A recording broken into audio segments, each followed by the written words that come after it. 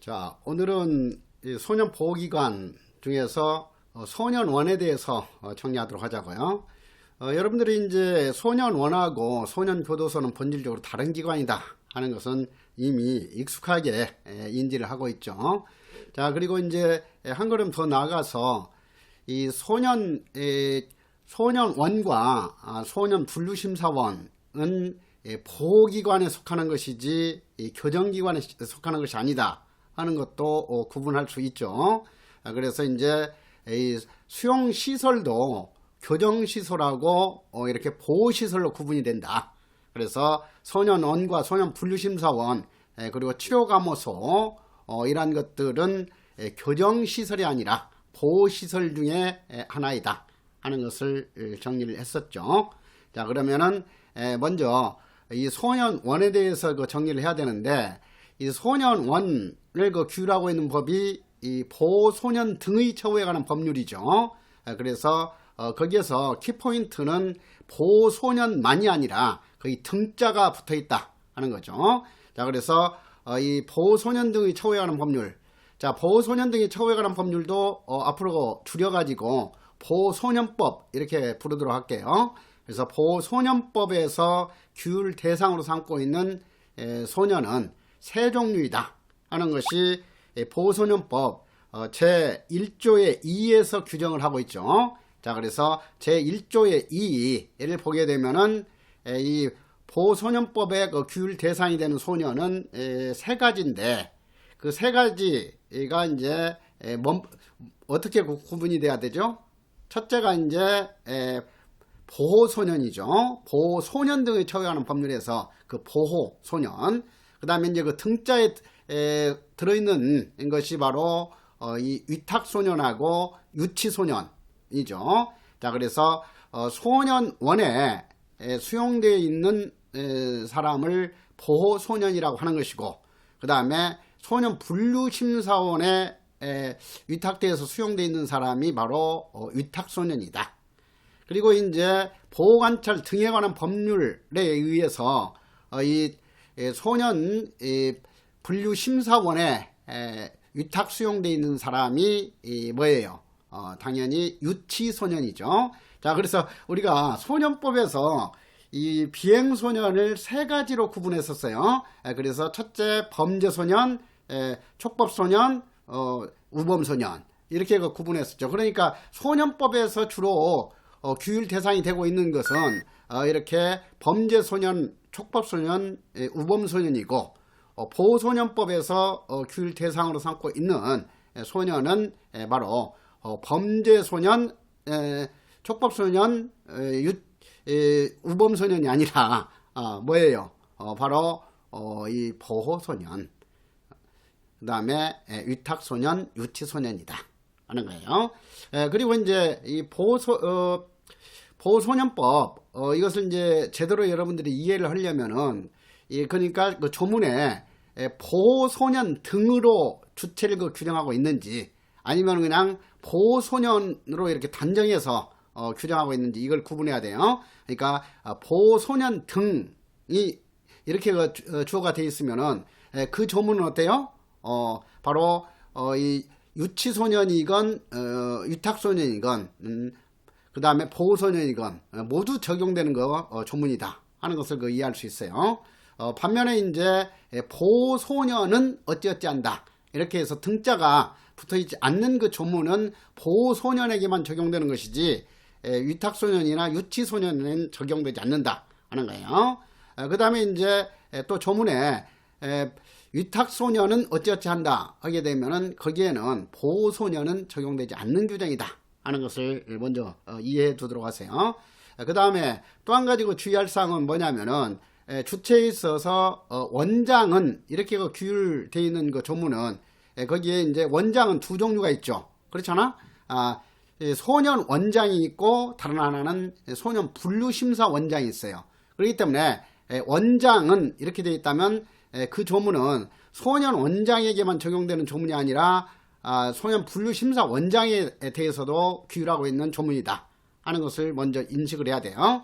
그 다음에 이제 소년 원장은 이렇게 구분해 가지고 한정적으로 규정을 했다 하게 되면은 그 조문은 소년 원장에게만 적용되고 또 한 가지 더 나아가서 그 조문은 보소년에게만 적용되는 것이지 유치소년이나 위탁소년과는 관련이 없는 조문이다 하는 것을 명확하게 구분해야만이 여러분들이 보소년법을 제대로 파악할 수가 있어요. 자, 그래서 그 점 주의하도록 하기 위해서 보호소년법 제1조의 2에서 규정하고 있는 그 보호소년, 위탁소년, 유치소년 개념을 정확하게 구분 다시 한번 하세요.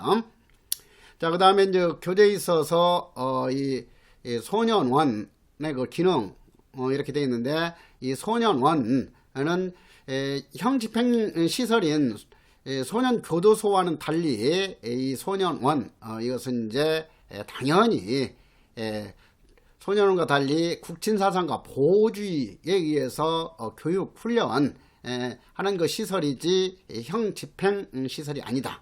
그래서 소년원은 특수학교 내지 대안학교의 그 기능을 하고 있다는 거예요. 그 다음에 이제 이 소년원 관할 그 대상 소년은 보호소년이다 하는 것을 다시 한번 확인했어요. 그래서 이 보호소년 등의 처우에 관한 법률에서 규율하고 있는 이 대상은 어때요? 보호소년법이 바로 시설 내 처우에 대해서 규율하고 있는 법이기 때문에 소년법상 10가지 보호처분 중에서 바로 이 제 7호에서부터 제 10호까지, 그러니까 의료재활 소년원에서부터 1개월 이내에 단기 소년원 송치 처분을 받은 자, 그리고 9호 6개월 이내에 단기 소년원 송치 처분을 받은 자, 그리고 10호 2년 이내에 장기 소년원 송치 처분을 받은 자만이 규율 대상이 되는 거예요. 그렇지 1호 처분에서부터 6호 처분까지는 시설 내 처우가 아니기 때문에 보호소년법은 적용되지 않는다 하는 거예요. 그래서 여기에서 보호소년 하게 되면은 10가지 보호처분을 받은 소년을 뜻하는 것이 아니라 바로 7호 의료재활소년원 위탁처분하고, 그 다음에 1개월 이내에 소년 송치처분, 6개월 이내에 단기 소년 송치처분, 2년 이내에 장기 소년 송치처분을 받은 사람만을 뜻하는 개념이다 하는 것도 좀 구분해서 알아둘 필요가 있겠죠. 뭐 연역이라든가 이런 것은 뭐 출제될 가능성이 높지 않고, 출제한다 하더라도 맞는 선지적 노력으로 출제가 돼요. 그리고 지금 이것은 그냥 상식적으로 소년원이라는 거 명칭, 이것은 대외적으로는 학교라는 간판을 붙이고 있어요. 그래서 뭐 신림동에서 저기 안양 넘어가는데 거기 보면은 좌측에 정심 여자 상업고등학교, 정보산업학교 이런 식으로 그 간판이 붙어있죠. 그래서 거기가 이제 그 유일하게 여자 전용고 소년원이죠. 그래서 정심 여자 정보고등학교, 아마 이렇게 지금은 그 명칭을 쓰고 있을 거예요. 그렇듯이 이렇게 학교라는 명칭을 쓰고 있는 것이지 소년원이라는 그 명칭을 대외적으로 사용하고 있는 것은 아니다. 왜냐하면 뭐 여러분들도 처음에는 그렇듯이 소년원이나 소년교도소 차이점을 잘 모르죠. 그래서 일반인들이 이렇게 소년원 하게 되면은 가장 그 혐오스럽게 생각하는 소년교도소하고 착각을 우려가 있다. 그래서 이제 이 소년원을 사용하지 않고 대외적으로는 학교라는 명칭을 사용하자 했던 거예요. 그 다음에 뭐 기능 같은 경우에도 뭐 당연히 형 집행 기능은 인정되지 않는다 하는 것을 이해하면 되고, 자, 이런 것은 그렇게 뭐 시험에 출제될 가능성이 높지 않기 때문에 여러분들이 교재 공부할 때도 가볍게 이렇게 한번 읽으면서 지나치면 되는 거예요. 반복해서 공부할 필요는 없는 내용들이다 하는 거죠. 자, 그 다음에 이제 이 분류 수용, 이것은 별표 하나 하세요. 분류 수용은 출제 가능성이 충분하죠. 자, 그래서 그렇다면은 어떻게 이제 분류 수용해야 되느냐? 분류 수용 하게 되면은 소년 보호 원칙과 연관해서도 개별주의 원칙이 바로 떠올라야 되겠죠.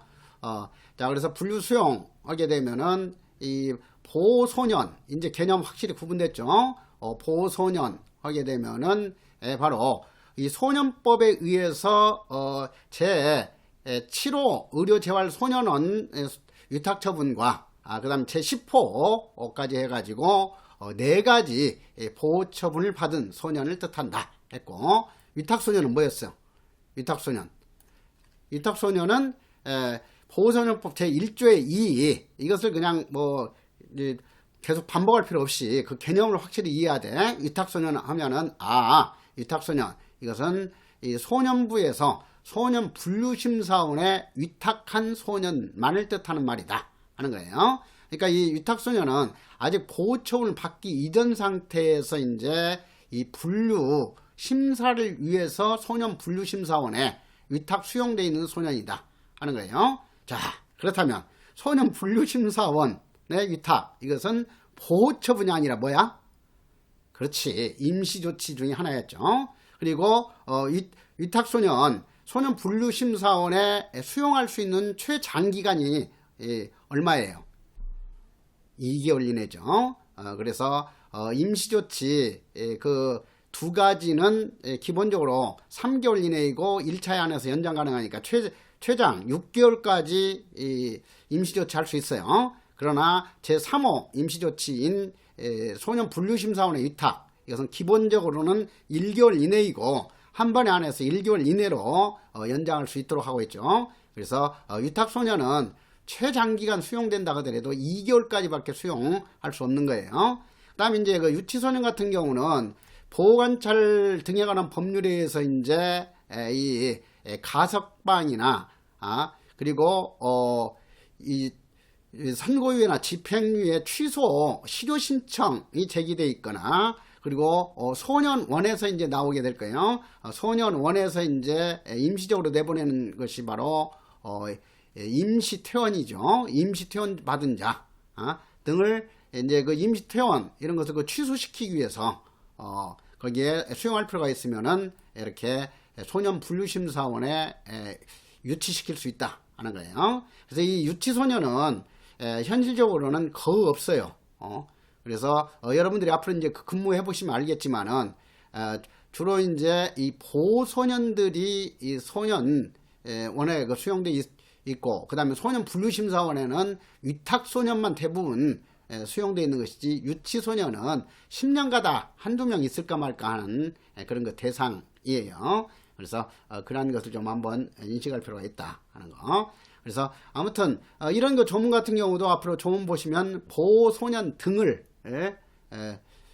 이렇게 구분해야 된다 이렇게 등자가 붙어 있겠죠. 그래서 그 등자에는 위탁소년과 유치소년까지 포함된 개념이다 하는 것을 다시 한번 그렇게 인식하라는 의미에서 반복해 준 거예요.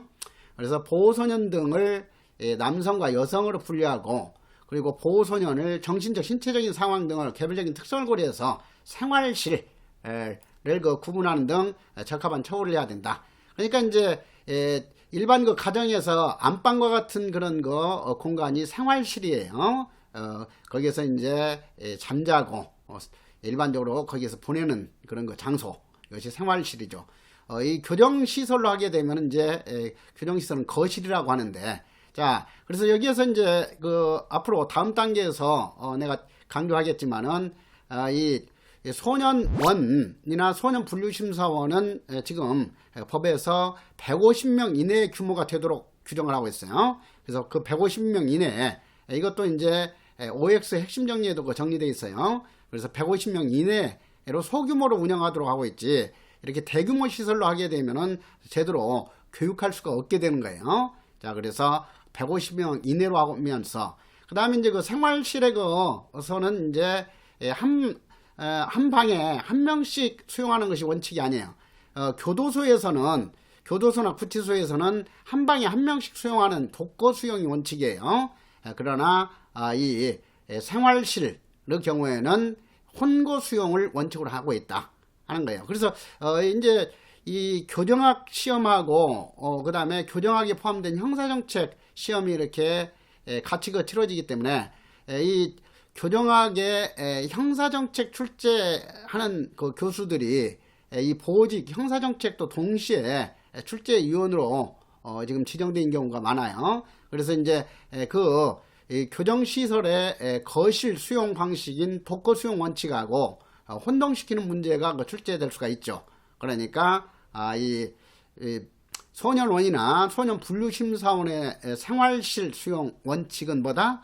혼거 수용이 원칙이지 독거 수용이 원칙이 아니다 하는 거예요.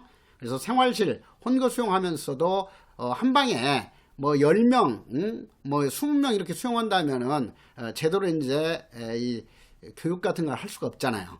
그래서 그 생활실에 수용하는 그 인원도 시행규칙에 보면은 4명 이하로 규정하고 있어요. 그래서 이런 것 정도는 앞으로 시험에 출제될 수 있기 때문에 다음 단계에서는 소년원이나 소년분류심사원은 150명 이내이고 그 다음에 생활실은 4명 이하이다.